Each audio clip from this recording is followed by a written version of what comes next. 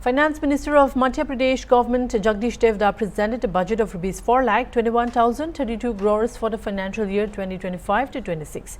No new tax has been imposed in the budget, nor has it been proposed to increase the rate of any tax. Finance Minister Jagdish Devda said that they have decided a budget of 2025 to 26 through zero-waste budgeting process.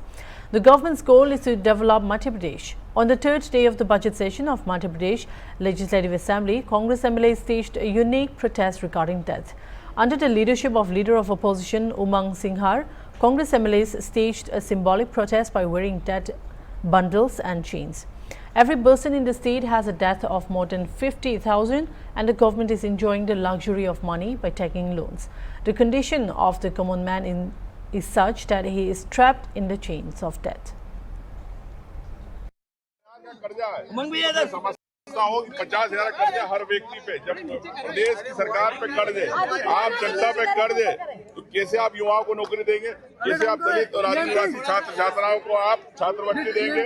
मैं समझता हूँ कि सिर्फ branding की सरकार है, बड़ी global meet कराती है, हजारों करोड़ रुपए खर्च करते हैं, लेकिन प्रदेश के दलित आदिवासी पिछड़ा वर्ग के लिए इनके पास बजट नहीं है, उनके विकास के लिए, उनके भविष्य के लिए बजट नहीं है, किसान के लिए बजट नहीं है। ये मैं सिर्फ कहना चाहता हूँ कि हमारी पूरी कांग्रेस पार्टी विधायक दल इसका विरोध करती है, कर्ज के बजट का, जो सरकार कर्ज लेके घी पी रही है। पटल पे आया है, आपने भी देखा होगा 2014 में 2004 में हमारे यहाँ प्रति व्यक्ति आय 11,000 थे, वो बढ़कर अब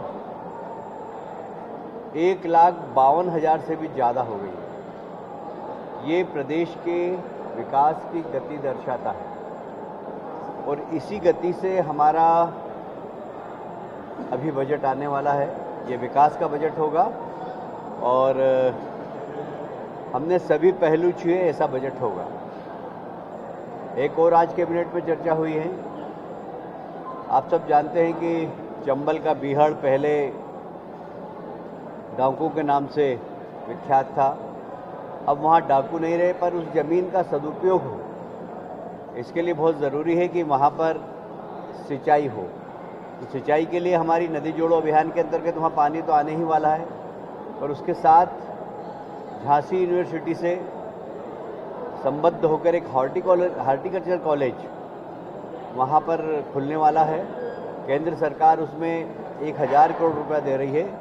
ये चंबल ग्वालियर के लिए हार्टिकल्चर की एक बहुत बड़ी उपलब्धि होगी, और सिर्फ चंबल ग्वालियर के लिए, पूरे प्रदेश के लिए, क्योंकि अब क्रॉप चेंज का समय आ गया है और इसलिए बहुत सारे राज्यों ने हार्टिकल्चर में बहुत सारी प्रगति की है और हार्टिकल्चर के उत्पादन को एक्सपोर्ट कर रहे हैं। हम भी इस दिशा में, जब यूनिवर्सिटी बनेगी तो निश्चित रूप से हमारे किसानों को उसका लाभ भी मिलेगा और क्रॉप चेंज में यह विश्वविद्यालय एक महत्वपूर्ण भूमिका अदा करेगा। Thank you. मध्य प्रदेश विधानसभा का बजट सत्र 2025 का आज तीसरा दिन है और वित्त मंत्री जगदीश देवड़ा ने अपना बजट भाषण और बजट की यह प्रक्रिया को आगे बढ़ाया है। आपको बता दें, मध्य प्रदेश में लगातार सरकार 4 चीजों पर विशेष तौर पर इस बजट को लेकर कार्य करेगी। महिला, किसान, युवा और गरीब को लेकर विशेष इसमें प्रयोजन रखे जाएंगे।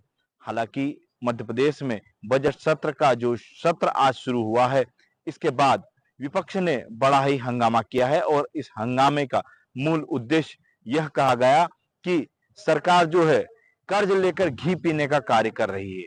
लगातार सरकार जो है इस तरह के बजट को लेकर आज यहाँ पर पहुंची है, लेकिन विपक्ष की भी बात करें तो विपक्ष के मंत्री ने भी इसको स्पष्ट रूप से कहा गया है कि पहले की मध्य प्रदेश में दिग्विजय सिंह और कांग्रेस की सरकार और वर्तमान की भाजपा की सरकार के बजट में जमीन आसमान का फर्क है और हमने विशेष तौर पर किसान कल्याण और गरीब और महिलाओं के लिए इस बजट में भूमिका रखी है। हालांकि अब इस बजट में वर्तमान की स्थिति को देखते हुए क्या कुछ रहेगा, यह तो आने वाला वक्त ही बताएगा। हॉर्नबिल टीवी के लिए स्टेट हेड अमरीश शर्मा, भोपाल।